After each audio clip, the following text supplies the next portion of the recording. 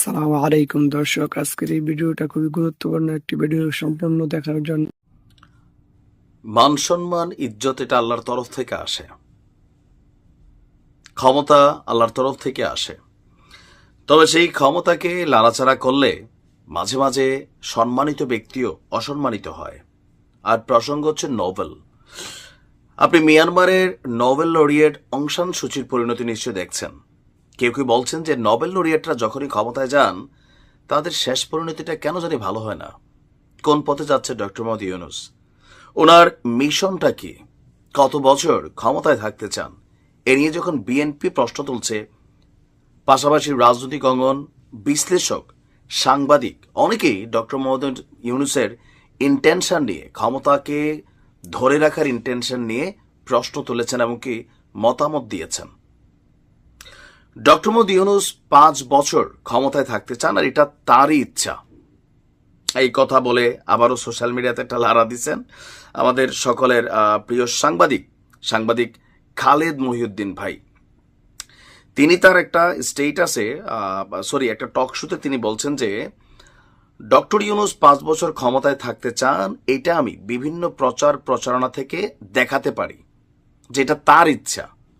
সম্প্রতি একটা টক শোতে তার এই বক্তব্য আসার পর আবারও বিষয়টা ভাইরাল। খালেদ ভাই বলছেন যে বিএনপি ক্ষমতায় আসলে লুটপাট করবে, এটা উপদেষ্টা পরিষদ থেকে শুরু করে গুরুত্বপূর্ণ ব্যক্তিরা প্রচার করছেন।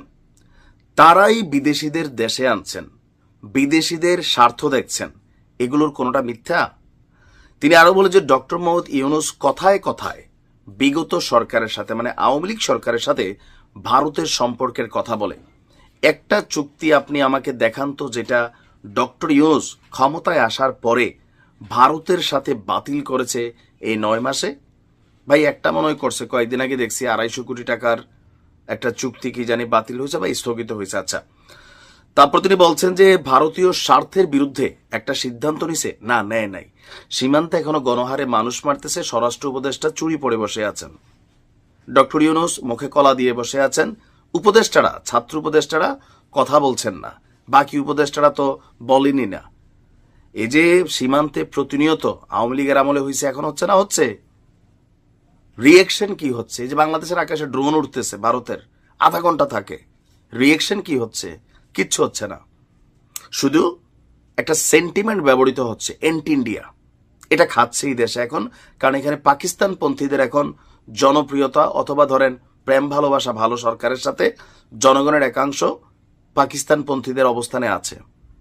সেখান থেকে এন্টি ইন্ডিয়া যে কোনো কথা বললে ভাল লাগে শুনতে। আর আমরা যখন এন্টি ইন্ডিয়া কথা বলি সেটার পিছনে হাজারটা কারণ আছে, পয়েন্টে বলি। তারপর তিনি বলছেন যে প্রথমে এসেই ডক্টর মোহাম্মদ ইউনূস আদানির টাকা পরিশোধ করছেন, এমনকি আদানির সাথে বিদ্যুতের এই চুক্তি কন্টিনিউ রেখেছেন। আদানি এখন পুরো সাপোর্ট দিচ্ছে ডক্টর ইউনূসকে ক্ষমতায় রাখার জন্য। যে নানান আয়োজন, প্রচারণা, এগুলো কিন্তু কেউই পজিটিভ নিচ্ছে না।